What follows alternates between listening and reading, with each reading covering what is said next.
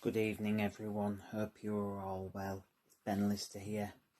Welcome to another podcast, hope you're all well. This is just a little tribute podcast, a rerun of my interview that I did last year in March the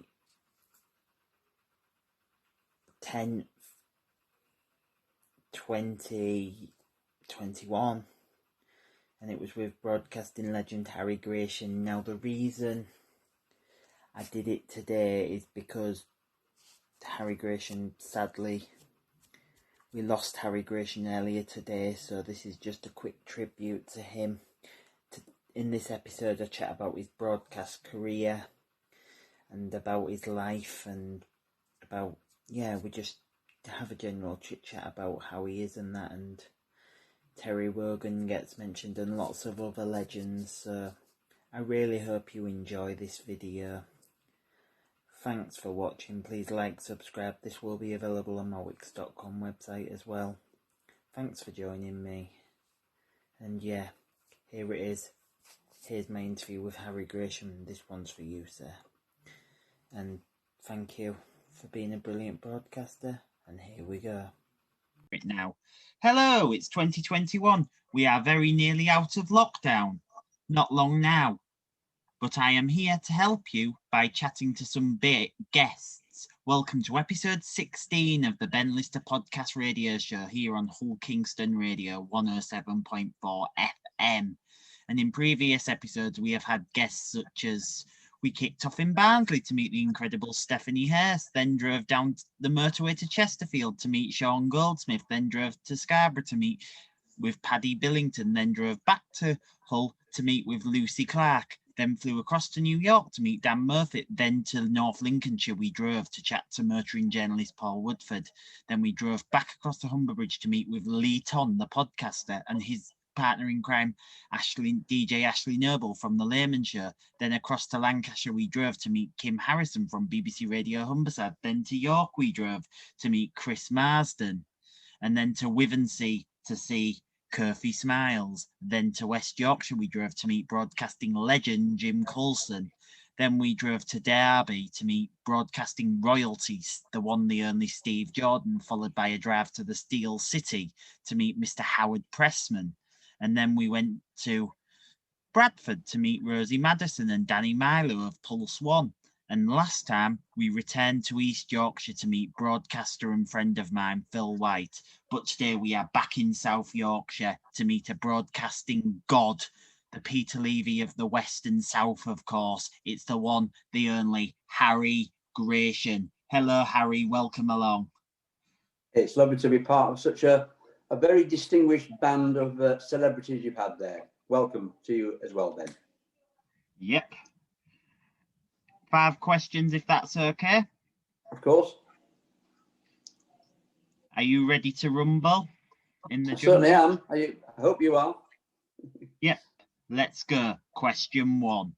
Where did you start your broadcast career? Well, I started on hospital radio in York, I suppose, if that can be considered broadcasting. And then I went on to Radio Leeds, where I started on rugby league coverage and a bit of football. And I stayed with Radio Leeds whilst I was a teacher. I was a teacher of history, and I was trying desperately hard to get a full-time job in broadcasting. And I eventually succeeded after about 5 years when I was head of history at a school in Rothwell. And I was given the chance of having a 3-month contract. That was it. No promises after that. A 3-month contract to work on news and sport for Radio Leeds. Take it or leave it, they said. I took it, and 42 years later, I was still in a job. Wow, what a start to your career and what a journey. Question 2. Who were your broadcasting inspirations growing up? Because sport was my main passion, I suppose it had to be David Coleman, who I used to watch on Grandstand. That was the flagship BBC sports programme that went every Saturday afternoon. for many, many years. And I ended up actually presenting that 12 times as well, which was an incredible experience, of something I will never forget. My contemporaries, though, who I really admired enormously, were geltlman and Steve Ryder. They were grandstand presenters as well. So they were the three people who shaped, I think, the way I broadcast. I didn't copy them, but I looked at their different styles, their different mannerisms, their different strengths, and I tried to amalgamate them all into my own to try and make myself different, but also with a little bit of each of them in me, and that's what I've tried to do. Yeah, and you've done a brilliant job so far. Thank you. Yeah, because I see you all, because I sometimes watch your archive stuff on Look North sometimes on the YouTube, and it's very good because you and your other co-presenters are brilliant at your job. Well, bear in mind, I did Look North for over 30 years as a presenter. So I've got quite a bit of archive. I think one of the great joys that I had working for Look North in Yorkshire is my passion for the county. I love Yorkshire. It means everything to me. So I always try to portray it in the right way of doing things. And that became my passion. It became the thing that was most important to me more than anything, was never to do the place down. I would never ever knock Yorkshire in any shape or form, or any of the places that I worked as well. I'm always very proud of all that. So over 30 odd years presenting Look North made me feel even more comfortable about the kind of things I was doing. And if you look at the stuff I've done for Look North in Yorkshire, you will see some incredible things. Obviously, the charity events that we did were renowned and were quite amazing, really. And they raised nearly £1 million over the years. So I'm proud of that. And I'm proud of the people who supported me, not just at work, but also the viewers who watched Look North night in, night out. It was wonderful. Yeah, and it's brilliant. Question 3. What is your favourite part about the job? When I was doing it, as I'm now semi-retired, I think meeting people. I've always wanted to be a presenter who went out reporting. That was my main strength, I always thought. Because if you go out reporting, you meet people. You get a sense of what the story is all about, rather than just report on it in the studio. So that was very, very significant to me, to be part and parcel of that. And I always was well known that every morning at 8 o'clock, I rang up the news desk and said, what is my story today that you're going to send me on? And it became quite institutional, did that. Everybody knew at 8 o'clock it was me calling. In the end, of course, it was a bit of wishful thinking, because we got so many reporters now working for Look North on both sides of the M62, if you like to call it that. And I think that the chances of a presenter going out on a regular basis to cover stories, I'm afraid, is something which I would have found difficult now. Obviously, I've now left Look North, and I will never ever go back to broadcasting news. But I always look with affection at people who can do both: go out reporting, come back and cut their own story, and then broadcast it as well. It was something that made me feel very proud of some of the achievements that I made. Yeah, and I also saw a video just before your retirement of a broadcasting hero of mine who you talked to, Sir Michael Parkinson. Yeah. It's funny that, because that really did resonate with so many people. Michael became a good pal of mine over the years. Whenever he was in Yorkshire, he used to give me a ring up and say, "Are you going to come down and have a chat with me?" Blah, blah, blah. We used to give each other a big hug.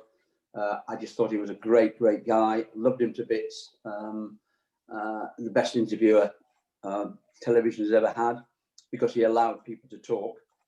Never challenged people in the way that interviews go now, don't they? They're quite aggressive for interviews now. Yeah. He would never have done that. Admittedly, it was a different style of program his. But he taught me a great deal as well. You know, I was talking at the start about the people who influenced my style of broadcasting. Parky probably had the most profound influence on me in the way that you interview people, because I don't think it necessarily is a great thing to be nasty to an interviewee. Sometimes you might get a bit irate, a little bit impassioned, shall we say, but some of the interviews that you see on television now are downright rude, and that's not me. And therefore, I'm quite pleased actually that I'm out of the scene now and don't have to do that kind of thing. But Parky was the king, will always be the king, and I'm proud to say he was a great pal of mine. Yeah, brilliant person. My top three are Parky, obviously, Terry Wogan and Tony Blackburn as well. Yeah, I can see that. Why? I mean, Blackman was a fantastic DJ, very, very popular. Really made Radio 1 what it was. And I can understand where you're coming from with that. And Wogan too was a person who I knew quite well, Terry. I worked with him quite a bit, and he was a lovely man, was Terry, a really genuine, kind person. So I'm with you on that one, Ben, very much so. There were three people that I admire as well. Yeah, and also it's very good to know their different styles. There were different styles, but they all were brilliant broadcasters of their time. Very much so. Yeah, very much so. Question 4. How has COVID affected your life and line of work? Profoundly, if I'm honest, because when it first started, I was sent home by my bosses because of my age and some of the underlying health conditions that I've had to contend with throughout my life, really. And I was sent home for the first lockdown, which was 5-6 months, and it really hurt me, did that, because I wanted to be part of the biggest story that this region's ever covered, and I couldn't be. So it did shape my way of thinking. It made me realise, well, maybe this is the right time for me to retire, coming up to the age of 70. And as soon as I got back, after that first lockdown, which was August of last year, I saw it was different. The programme was different. It was formulaic. It was not as challenging for a presenter. And I got the distinct impression that this was the right time for me to move on. So it did shape my decision to retire, which of course I did in October. And I've never looked back, Ben, to be honest. I've never watched a single Look North since, not because I'm angry about anything. I just haven't felt the need to watch it. If there's ever a story that I fancy watching, I will, but I just don't watch it now, and that part of my life is over. Yeah, we have Peter Levy over here. Obviously, he does a brilliant job over here. Peter's a good pal of mine, has been for many years. We work very closely together, and there's no better person to have doing the story and covering the patch where he does. He's a great guy. A lot of fond memories with Peter. Very dedicated, different to me in one regard, in that he will never take a holiday. I'm afraid I couldn't do that. I need my holidays. I need to be refreshed, and I need to give the viewer a break as well. But Peter loves work. He'll be working until he's 80. I don't know if you've ever met this man before. His name was Richard Whiteley. He used to work on the calendar. Yeah. Oh yeah, Richard was a good pal of mine. Yeah. He was a brilliant broadcaster in his time, and now I look and I do watch Calendar now and again because I like Christine and Duncan. Is it? Yes, it is. Yeah. I mean, Richard was an institution. Countdown, of course, made him. He became a really tremendous presenter. Very, very helpful to me, I have to say. A lot of people don't realise this, but yes, we are opponents, etc. But Richard gave me some very good tips when I was starting out, and we became good pals. And it was such a loss when he died so early. I did feel very, very sorry about that. But yeah, he was a great guy, and we still miss him to bits. Absolutely miss him to bits. Yeah, he's good. He's a good bloke as well, because I used to watch him when I was a young child on Countdown. Obviously, he died in 2005, I believe. Yes, he did. And his spot got taken over on Countdown by the great geltlman. It was, yeah. I don't know whether Des was quite right for that, as much as I love Des. I didn't think he quite really took to it. I knew it wouldn't last long. It lasted about a year, didn't it? A year and a half. Now they've got somebody else trying it out as well. So, yeah, I wish them all the very, very best. I don't watch Countdown myself much these days, but I used to watch it all the time when Richard was on. It's Anne Robinson, the new host. Yeah, I wish her well. I don't really know her. If she can get on with the audience, she'll be fine. But she's quite crusty, is Anne. She might have to change her style a little bit, but we'll see. And I wish her nothing but success. Fair enough. Question 4. We've done question 4. Question 5, What advice would you give to young aspiring broadcasters? Be yourself. Try to be a little bit different. You are entering into a universe which is populated by so many thousands of wannabes. They want your job. They want to be presenter. They want to be the top dog. So you have to be different. You have to be able to do something different. So I like to think I could offer reporting skills and my sports skills as well when I first started. So I could turn my hand to quite a few different things. But the days of just being a presenter, I think, are over now. I think you've got to offer a great deal more than just that. And indeed, in the future, presenters will have to produce bulletins themselves, actually physically produce them, edit them, etc. And that's something I didn't do, but which is part and parcel of the norm now. So your ability to be able to offer something that is a bit different to what other people who want the same job is very, very important indeed. So yes, be different, and you've got to work. No, none of this saying, "Oh, I'm going out with my girlfriend," when the big story has appeared. You do it, and you work all weekend, as I did all the time when I was working with Christopher Ackroyd. When a big story worked, it developed over the weekend. We both used to be vying to go out to do it, and that was on our weekend off. That's how we made ourselves as successful as we were. Yeah.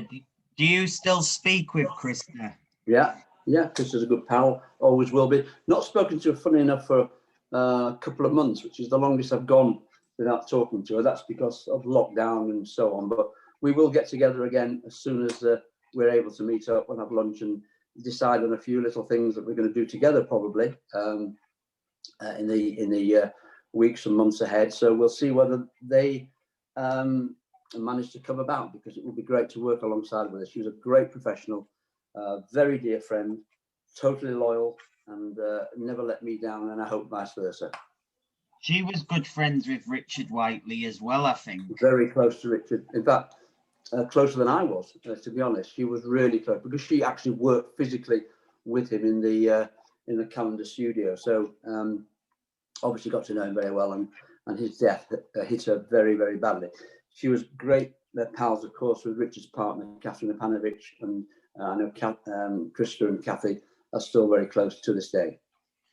Yeah, because one of my previous guests used to play a sport with one of Krista's daughters, I think. Yeah. One of my previous guests, Rosie Madison, I think she used to play either one of the sports with Krista's daughter, I think she said. Yeah. That's it for today here on the Ben Lister Podcast Radio Show. Thank you very much for joining us, Harry. Pleasure. Join us again soon for motoring journalist Paul Woodford, but for now, please give it up for Sir Harry Gration. Thank you very much for listening, and that's a wrap.